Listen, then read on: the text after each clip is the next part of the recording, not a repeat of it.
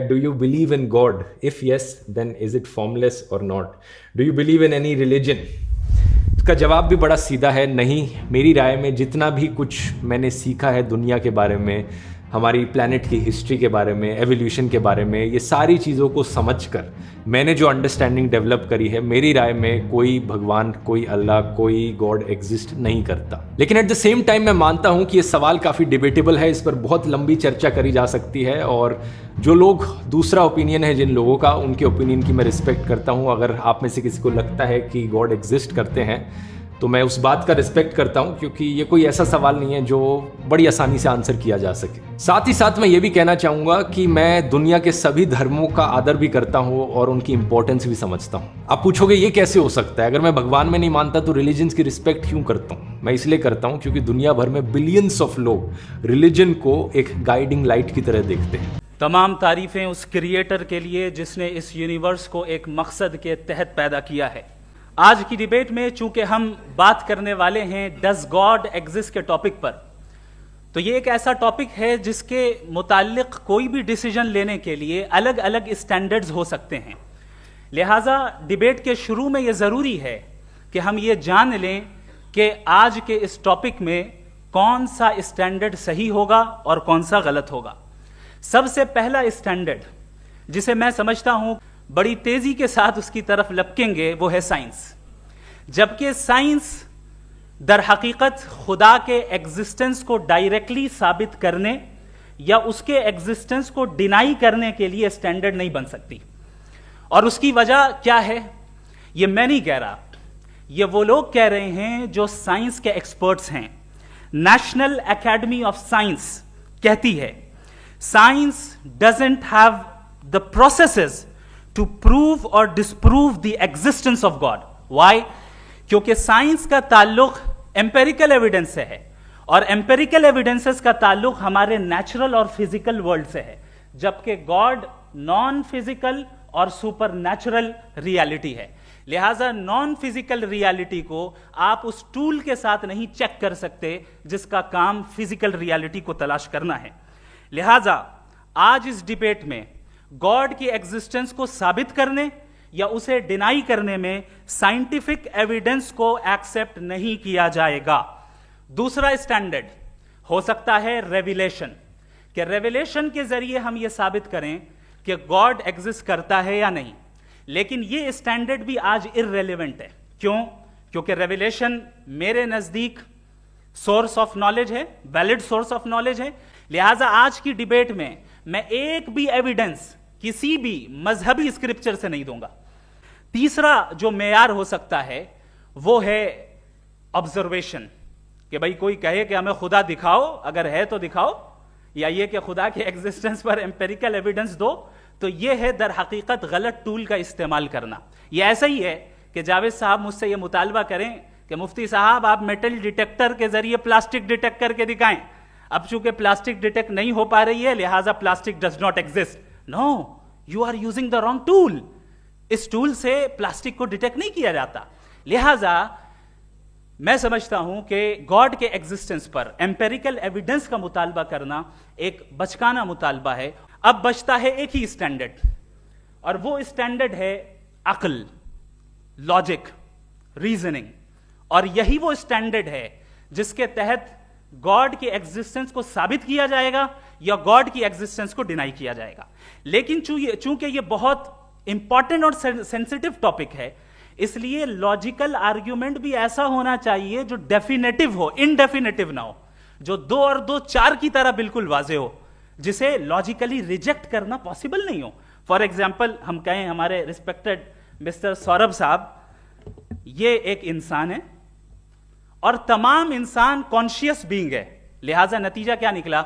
हमारे सौरभ साहब भी कॉन्शियस बीइंग है। क्या ये इनडेफिनेट आर्ग्यूमेंट है या डेफिनेट आर्ग्यूमेंट है? ये डेफिनेट आर्ग्यूमेंट है।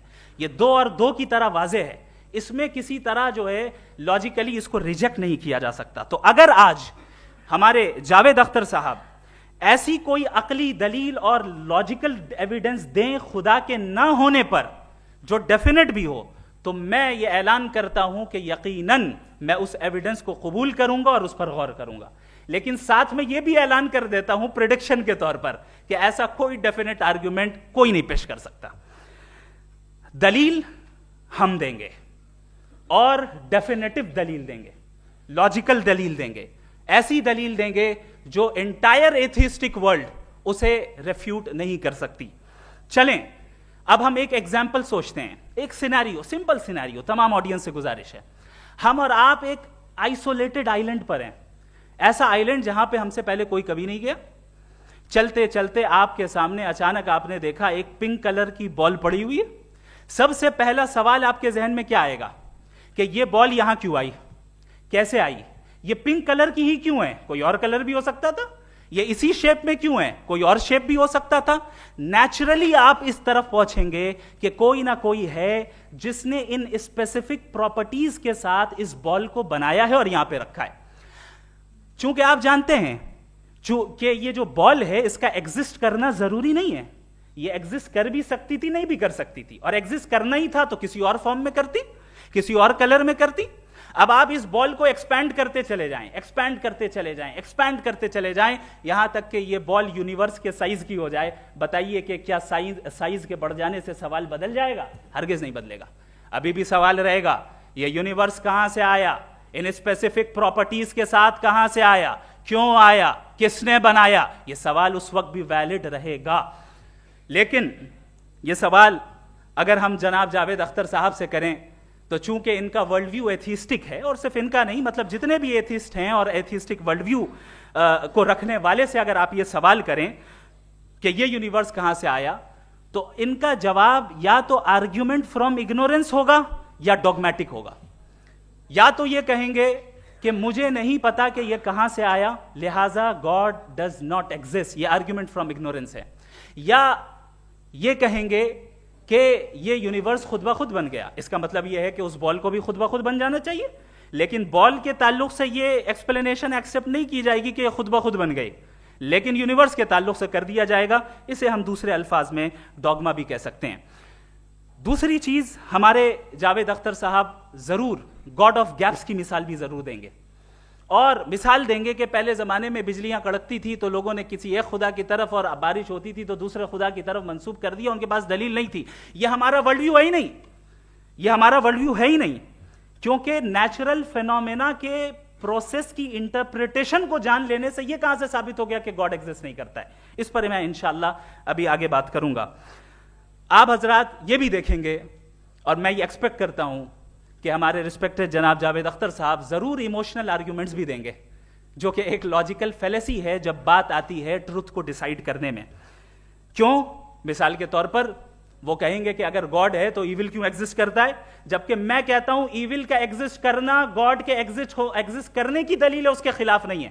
چونکہ اگر گاڈ ہے تو ہم سب اس کے سامنے اکاؤنٹیبل ہیں, اور اگر ہم اکاؤنٹیبل ہیں تو اکاؤنٹیبلٹی کے لیے ایول کا موجود ہونا ضروری ہے, اس کے بغیر ہم اکاؤنٹیبل نہیں ہو سکتے. اور اگر ہم اکاؤنٹیبل نہیں ہیں تو ہم جناب جاوید اختر صاحب سے پوچھیں گے کہ آپ بتائیں کہ پھر سفرنگ اس دنیا میں کیوں ہیں؟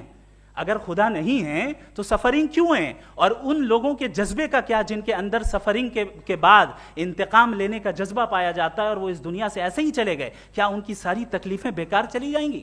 اب آ جائیں اسی ایگزامپل کی طرف کہ بال, مجھ سے اگر کوئی پوچھے اس بال کو کس نے بنایا اور یا اس ایکسپینڈڈ بال کو کس نے بنایا, میں کہوں گا کہ چونکہ یہ یونیورس اور اس یونیورس کی تمام چیزیں کانٹینجنٹ ہیں. کانٹینجنٹ ہونے کا مطلب یہ ہوتا ہے کہ جو اپنے ایگزسٹنس پہ کسی کے اوپر ڈیپینڈ کرتی ہو, تو ظاہر ہے یہ یونیورس کانٹینجنٹ ہے. اور اگر کوئی چیز کانٹینجنٹ نہیں ہے تو میں ریکویسٹ کروں گا کہ مجھے دکھا دیں کہ کون سی چیز یونیورس میں کانٹینجنٹ نہیں ہے, ہم بھی ذرا غور کر لیں اور ہم بھی دیکھ لیں.